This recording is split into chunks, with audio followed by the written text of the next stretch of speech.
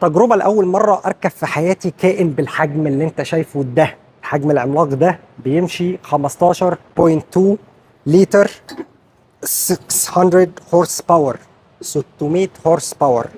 البيس كار على ده حاجة جيب على حاجة اسمها أوشكش.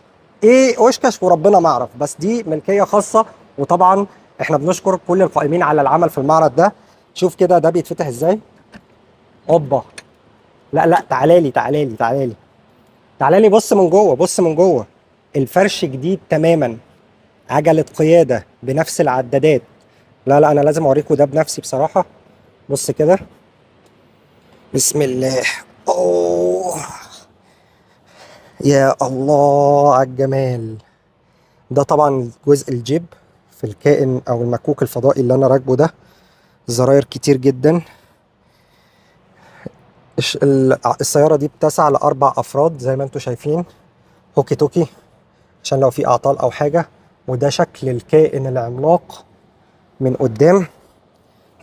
يا الله، انتوا متخيلين انا كده فوق الكائن، يعني انا كده راكب على الكائن.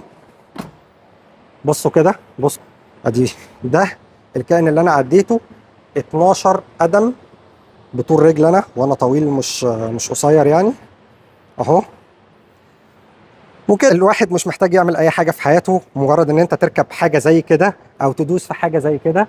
انت مش محتاج تعمل حاجه تانية في حياتك. تعال اوريك بقى الحاجات اللي باقيه. اللحظه اللي احلى من اللي انا كنت فيها.